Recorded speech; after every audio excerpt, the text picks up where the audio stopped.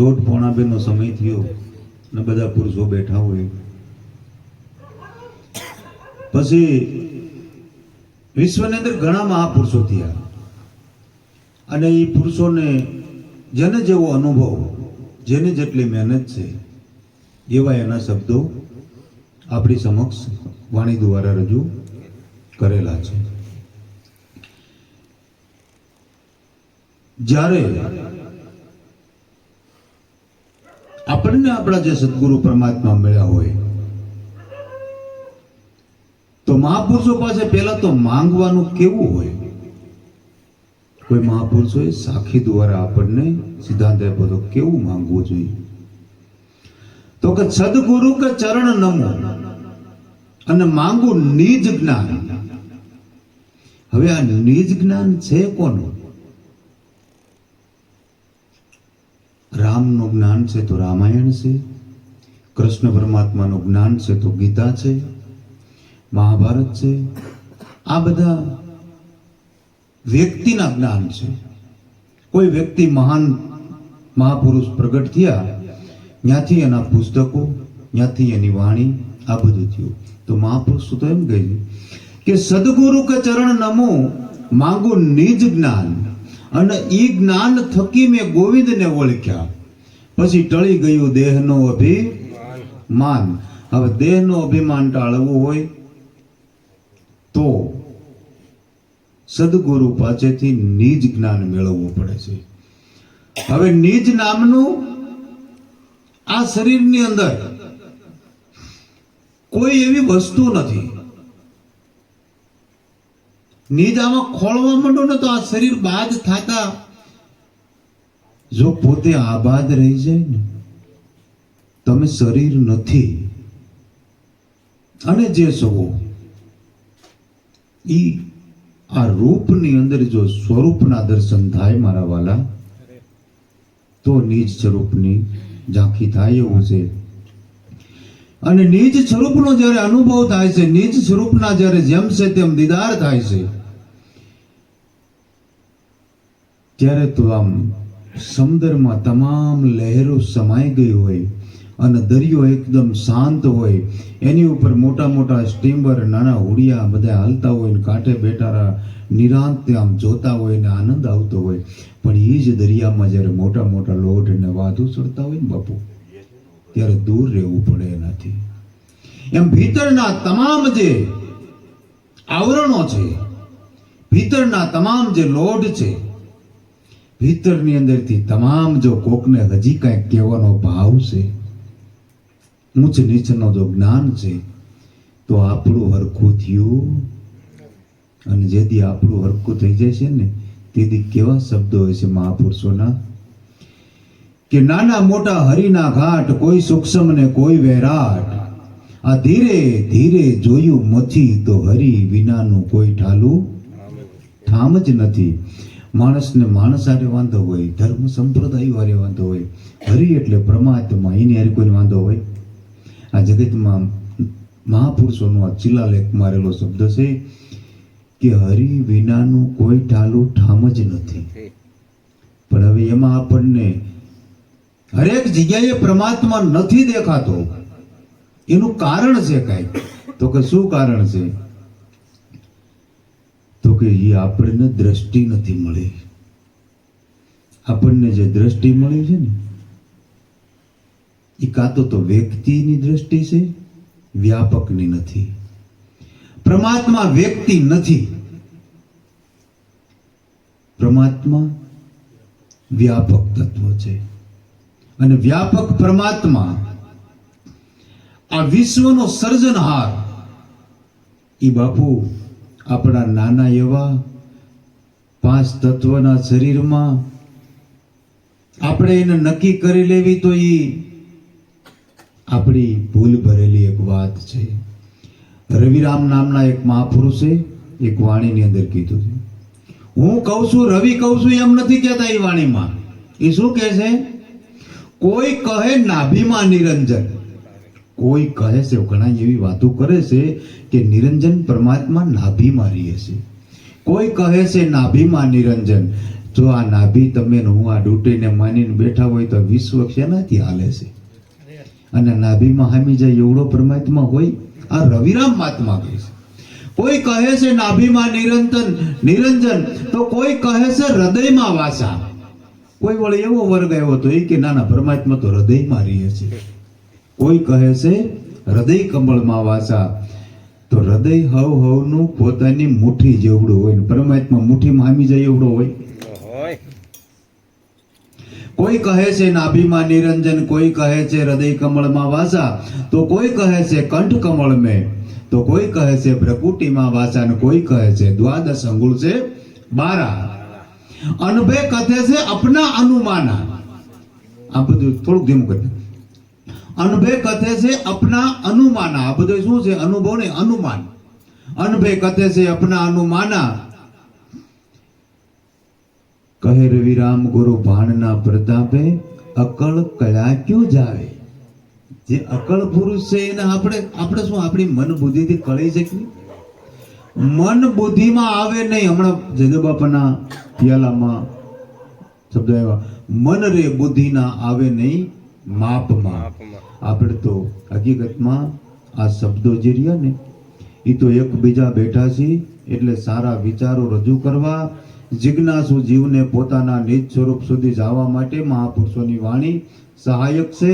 બાકી વાણીથી પરમાત્મા પ્રાપ્ત નથી થતું. અને સદગુરુને સામે બેસી અને કદાચ ગમે એટલી વાર એનો ઉપદેશ સાંભળવી તોય પણ કાંઈ ફેર પડતો નથી. એનું કારણ શું છે? તો કે સદગુરુ કોઈ વ્યક્તિને માનીને બેઠા હોય ને ત્યાં સુધી ક્યારેય ફેર પડવાનો નથી. તો ગુરુ કેવા છે? કોક દીક આપણે ગુરુ તરફ જઈને તપાસ કરું, ગુરુ કેવા છે? કે ગુરુ મારો અલખને નામ કિયા નામ લખવી કંકોતરી રે. સદગુરુ છે ને ઈ અલખ છે, ઈ જ અનામ છે. આ બધાય નામનો જાણવા વાળો જે છે એનું શું નામ છે? મહાપુરુષો એને સદગુરુ કહે છે. બધાય નામને જાણવા વાળો છે એનું શું નામ છે? મહાપુરુષો ઘણી વખત કે શ્રેષ્ઠ નામ સાહેબના સર્વે નામમાં સહી. આપણે એમાં સહી કરી કેમ કે બધાય નામ સાહેબના જ છે, પરમાત્માના છે. પણ જે નામની અંદર ગુરુ અને ગોવિંદ બેય હમાઈ જાય, ત્યાં નથી રહેતા ગુરુ કે નથી રહેતા ગોવિંદ. એટલે પરમાત્મા નથી રહેતો અને ત્યાં ગુરુ નથી રહેતા. એ બે શેમાં હમાઈ જાય છે? અને ઈ નામને મહાપુરુષો કહે છે કે નામ મિલા તો સભી મિલા, સકલ શાસ્ત્રો કા ભેદ, બિના નામે નરકે ગયા, પઢ પઢ કે ચારે વેદ. એક સોનાની નાની એવી નાકમાં પહેરવાની બેનોની નથડી હોય અને એક મોટો બધો હાર હોય. એ હારની બાજુમાં બેઠી બેઠી નથડી ભજન કરે તો હાર થાય? નથડી બેઠી બેઠી હારનું ભજન કરે તો એ નથડી છે એ હાર બને કોઈ દી?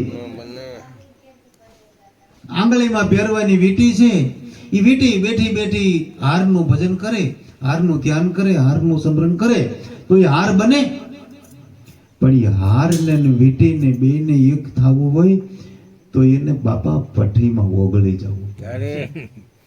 ઓગળવાનું હું ભજન કયો છે?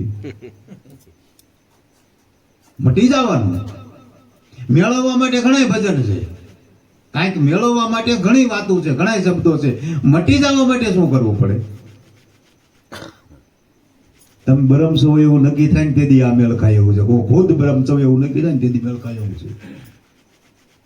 કોક બીજો બ્રહ્મ છે ત્યાં સુધી મેળ ખાય એવું નથી બાપા.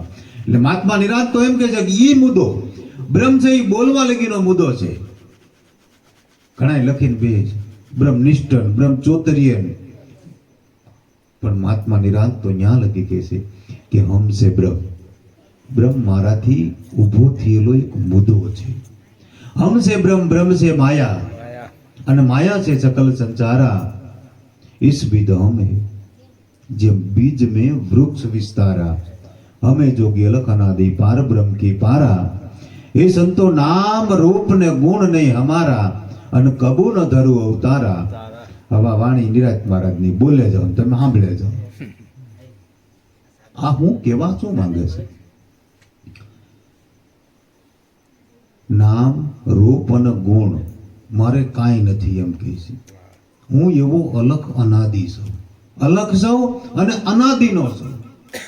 હું આજનો નથી. એમાં તમારા ને મારા ઘટમાં જે પુરુષ બોલી રહ્યો, જે પુરુષના વડે આ બધું હાલી રહ્યું છે, એ બાપુ કોઈનો જન્મો નથી, જાયો નથી, આવ્યો જ નથી, તો જવાનો પ્રશ્ન જ ક્યાં છે? આ તો ભય લાગ્યો. 4 દિવાલોને તિરાડું પડવા માંડી ને એટલે માણસ મૂંઝાણો. હવે મકાન મોડું પીડ્યું છે ને મારે આ એક બાજુની દિવાલ નમી ગઈ છે. હવે આપણે મકાન જેથી બનાવવાની શરૂઆત કરી તેથી આપણે ઈંટું વેચાતી લાવ્યા, રેતી, સિમેન્ટ, પાણી બધું વેચાતું લાવ્યા, મકાને બનાવ્યું.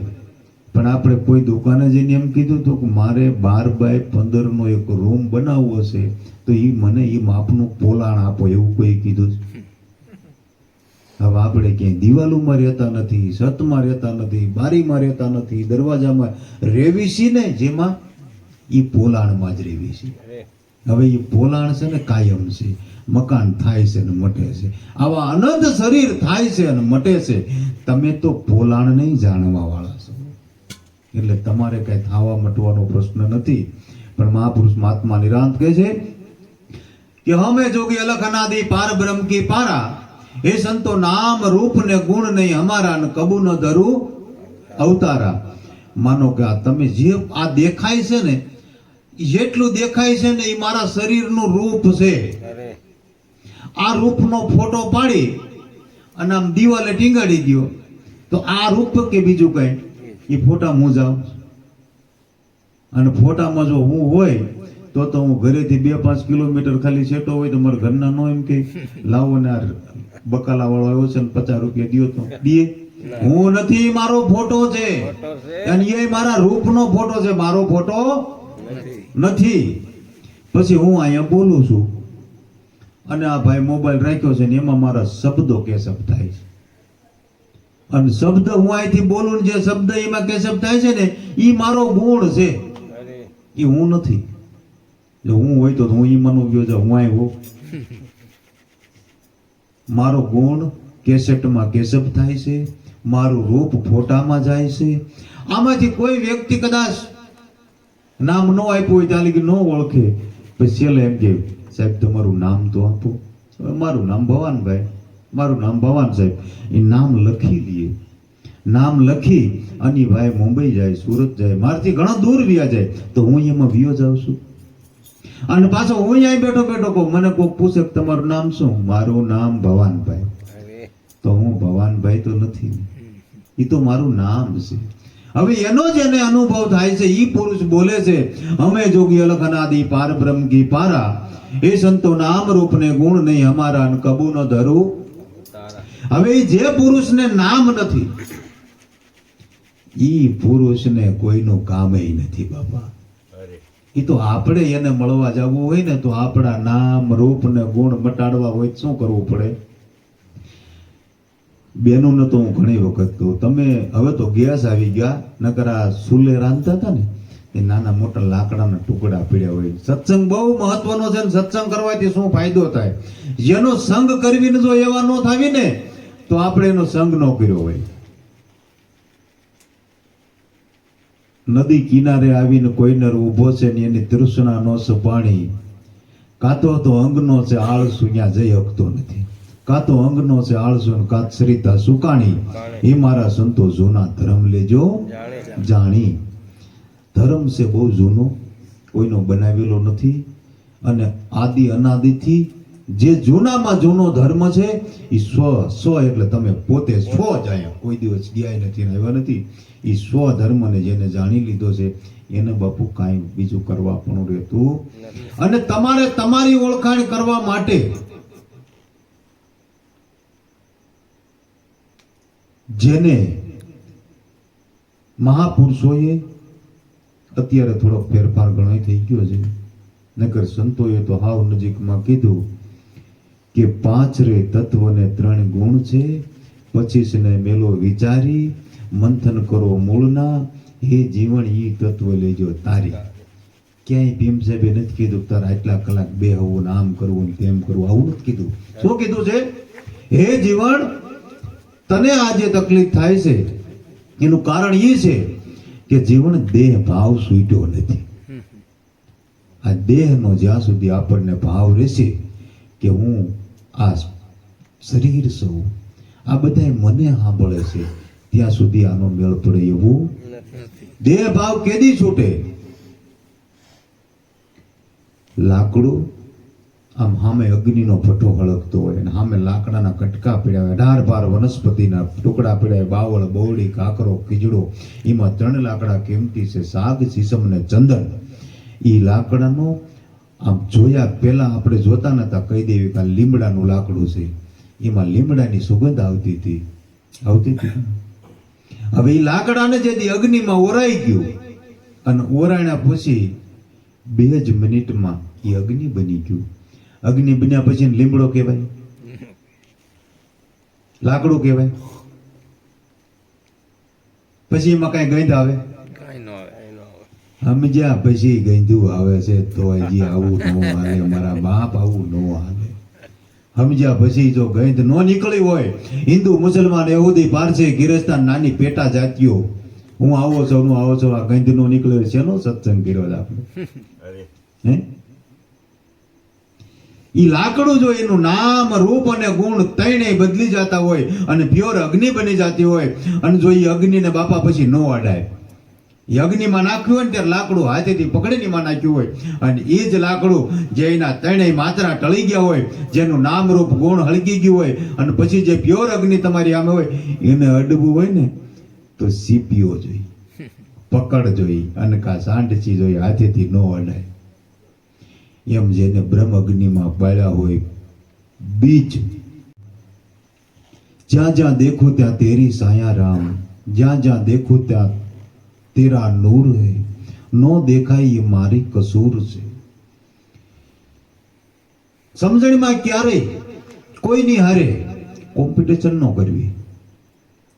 ગમે ત્યાંથી શબ્દ મળે એ શબ્દનો સાર પકડવો, શબ્દનો સિદ્ધાંત પકડવો, ગુરુ વ્યક્તિનો માનવા, જેના મુખમાંથી આપણા હિતકારી શબ્દો આવે એ કોઈ સંતના શબ્દો માની લેવા. અને જો વ્યક્તિને ગુરુ માનીને બેહી ગયા તો એક નદી હાલી જતી હોય ને વચ્ચે એક ડેમ કે પાળો બાંધી દેવી, એ જેટલું પાણી બંધનમાં રહે એમાં ગંદકી થાય ને થાય જ બાપુ. બહેતા પાણી નિર્મલા, સંત સાધુ કા પાણી સબ. આમાં ને કોઈની માથે ધણી થવા જેવું નથી કે મારો આ જગતની અંદર કોઈ શિષ્ય નથી. સત્યનો કોઈ ગુરુ ન હોય, સત્ય કોઈનું શિષ્ય ન હોય, અને સત્યને પ્રાપ્ત જે કરાવે એના ગુણ ગાયા છે સંતોએ, પણ છેલ્લે તો મહાત્મા ભવાનીદાસ આપણે જે કઈક માનીને બેઠા છે, ગુરુ મળ્યા પછી આમ થાય ને પાય. હજુ હું તો ઘણી જગ્યાએ જો સાંભળું છું, પરસાની વાતો કરે, ગુરુમુખી પરસાની વાતો કરે, બાપુને મળ્યા આમ કરી દીધું તેમ કરી. જોધલ પીરના એના ઇતિહાસમાં ઘણા પરસા લખ્યા છે.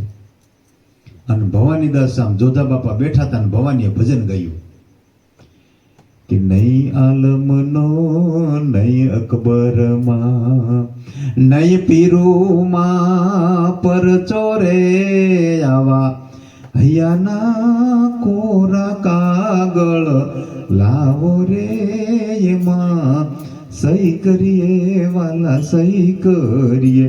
નહીં આલમમાં નહીં અકબરમાં નહીં પીરુમાં પરચો આવા રે કોઈ હૈયાના કોરા કાગળ લાવો રે એમાં સહી કરીએ રે વાલા સહી કરીએ. હવે આખી વાણી લેતા લેતા છેલ્લે ભવાનીદાસ એવો શબ્દ છે, નહીં નાદનો નહીં બૂંદનો. આ શરીર છે ને એ બૂંદનું બનેલું છે બધાયનું, અને આ જે બોલવી છે ને નાદ છે, પણ એ બેયનો જાણવા વાળો છે યા કોકદી બહુ સાંકડી છેરી છે, બહુ ઝીણું છે. પાવનો ઠેરાય પપિયલ, પપિયલ નામ કીડી થાય ને કીડીનો પગ ઠેરાય ને એટલી જગ્યા નથી. હવે અહીંયા છે ને મોટા મોટા પુસ્તક લઈને ભૂગ્યા છે, ક્યાંથી મેળ ખાય મારા વાલા. પાવનો ઠેરાય પપિયલ તણા, ત્યાં સંતોએ રસાવ્યા ચહેર. મહાપુરુષોએ તો ત્યાં ઘણું બધું આપણા માટે કર્યું છે. ત્યાં મહાત્મા ભવાની બોલે, શું બોલે છે? નહીં નાદનો નહીં બુંદનો, આમાં કોણ ગુરુ અને કોણ છેલો. જળહળ જળહળ જોત જલતે, આપે ફરે છે અકેલો. આવા રે કોઈ હૈયાના કોરા કાગળ લાવો રે, એમાં સહી કરીએ રે વાલા, સહી કરીએ. પછી એને પૂછ્યું કોઈ કે આ તમે જે બધું બોલો છો, જો શબ્દ છે ને એની ઉપર કઈક માર્મિકતા છે વાલા. કે આ ભવાનીદાસ ને એવું થયું, મને કોઈ પૂછશે કે તમે આ બધું બોલો છો તો ક્યાંથી બોલો છો? આ તો એને જોધલ પીર ન મળ્યા હોત, જોધા બાપા ન મળ્યા હોત તો આ શબ્દ ભવાનીને આવત ક્યાંથી? ભલે શબ્દ ગુરુ ના છે પણ દ્વારા જોધલ, કોના દ્વારા આવ્યા? જોધલ પીરના દ્વારા ભવાનીદાસ માં ઉતર્યા ને. એવી રીતે પછી એને છેલ્લે નામાચરણ બહુ ફર્સ્ટ ક્લાસ વાળ્યું કે આજે અત્યાર સુધી હું બોલ્યો ને, તો એક કોક વચન સમજાવે ને, આ વચનનો ભેદ છે. જ્યાં નાદે નથી ને બુંદે નથી ને, તો કોક વચન છે ને, વચનનો ભેદ છે. આ વચન ભેદ કોક સંત વિરલા જાણે અને અવર ન જાણે દુજા. આ તો જોધાના પ્રતાપે ભણે ભવાનીદાસ બાપુ, ન્યાથી રંગ ચડ્યા છે હવાયા. આવા રે હૈયાના કોરા કાગળ લાવો રે, એમાં સહી કરીએ રે છે. જેની પાસેથી આપણે સમજ્યા હોય, મારા સદગુરુ પરમાત્મા જીવરામ બાપુ, એને મારે ગુરુ કેવા હોય કે મારા વિશ્વનો માલિક કેવો હોય ને, મારા મુદ્દો મારો છે, એ મારો પ્રાઇવેટ મુદ્દો છે. કેમ કે મારા અનંત યુગનો જે કચરો હતો એને કાઢી દીધો ને, બલિહારી એની છે. પણ એના મનમાં જેદી એમ આવે ભવાન મારો શિષ્ય છે ને, તેદી બે બુડે. કેમ કે અત્યારે જાજા ભાગ્ય આપણે કોઈ એવું નથી, પણ ગુરુ થવાનો કોઈ પ્રશ્ન નથી. ગુરુ થાય જ નહીં, ગુરુ તો છે. ત્રણ કાળમાં તમે જોવો, ભૂત ભવિષ્ય અને વર્તમાન ત્રણેય કાળમાં ગુરુ એક શબ્દ છે, બીજું કાંઈ નથી. ગુરુ એક તત્વ છે. અને કયું તત્વ? 5 તત્વમાં એલું એકોય તત્વ